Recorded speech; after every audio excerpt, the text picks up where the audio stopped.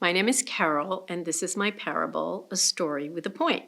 And these are my stories, but you have them too, because what happened to me could have happened to you. Well, I'm going to share with you a story where I thought of 3 words that changed my life. And I'm hoping by hearing this, you can use these 3 words for yourself. What happened is I was taking a continuing education course in coaching. And at the end of the day, someone was going to win free tuition. So I waited, I didn't. Then there was going to be a follow-up call, and someone was going to win free tuition.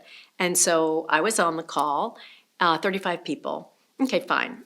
Next day is Monday. I'm sitting at my little roll-top desk, and I suddenly have this feeling, and I hear like a voice, and I'm not crazy, but it was, you've won the coaching.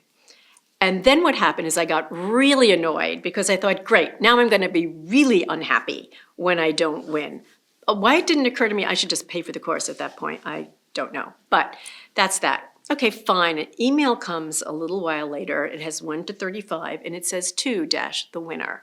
And I was 2 dash the winner.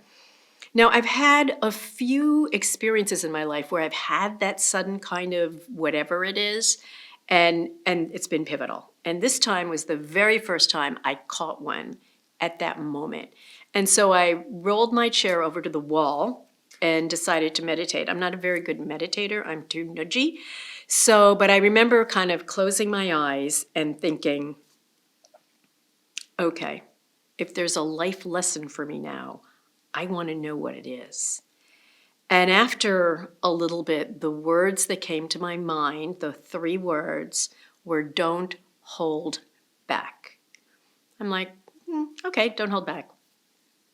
Okay, what does that mean? Okay, fine. So that was on a Monday. Now it's a Wednesday, and I'm reading the American Psychologist, which is sort of the big journal for psychologists.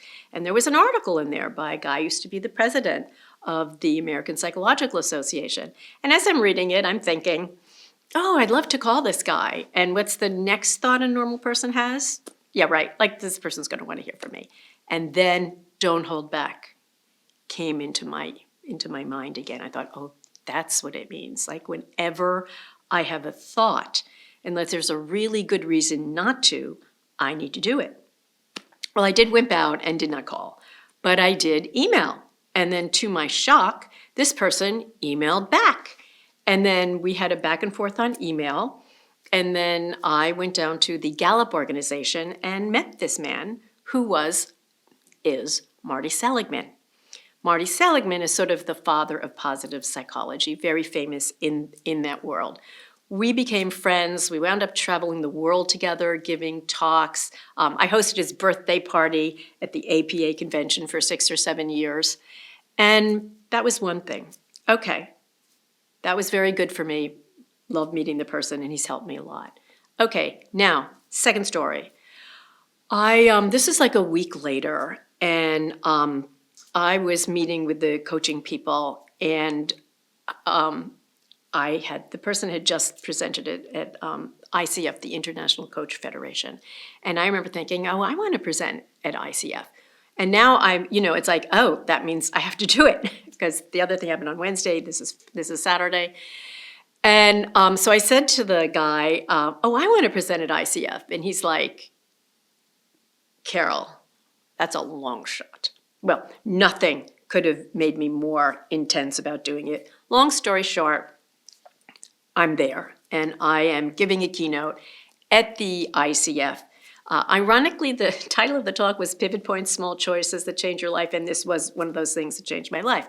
But okay, I'm only there because don't hold back, which replaces confidence. Instead of like, could I do something? It's like, I can't hold back. So I give my talk, and I meet 2 people. One of them is right after the talk, this woman comes up to me and says, oh, I live nearby you, blah, blah, blah. Anyway, that turns out to be Margaret Moore, who was the CEO of Well Coaches, but is the person who a while later said, Carol, coaching needs an academic home, and you need to create it. To which I said, no. Then 6 months later, same thing. 6 months later, the same thing, and finally said, fine. I'll start an institute, but it's got to be the one I want, not the one you want, because I was interested in leadership and she was interested in wellness. But we created it. We now have 30,000 members, millions of dollars of funding, blah, blah, blah. Okay, person number one. Person number two, there's this woman and she's this rolled up wad of paper. And I went over to her and she approached me and she goes, I have some feedback for you. And she takes this wad of paper and goes, whap. Trust me, it's not for the faint of heart. I'm like, okay. And so then she starts throwing out suggestions for my speaking. She was a media coach, I didn't know it. And everyone was right on, a little cringing. And then she says, I feel called to be your coach. I'm like, great. So she's told me you have world-class material, but you're not ready for the world-class stage yet. I'm thinking, oh, great, this was sales for me. And then she goes, I'll only coach you for free, and you may not call my people. She's got people, and you must interrupt me or whatever I'm doing, because to make it on the world-class stage, you have to impose yourself on people. And if you can impose yourself on me, you can impose yourself on anyone.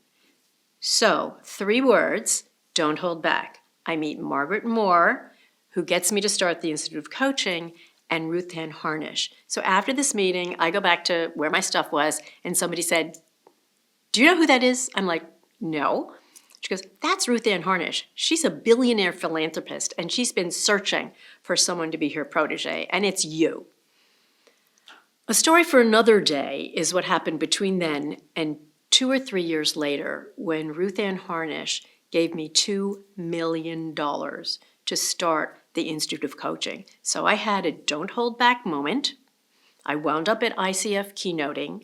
I met Margaret Moore, who gave me the idea and frankly nagged me till I started the Institute of Coaching, and Ruth Ann Harnish, who basically launched it with a $2 million gift to Harvard for the Institute. So for you, the point for this one is a little obvious, but don't hold back. If you're beginning your coaching career or leadership career, don't wait to feel confident to do something. Have purpose driving you, or this mandate of don't hold back. And think about, if you couldn't fail, what would you do? So what would you do? Work on not holding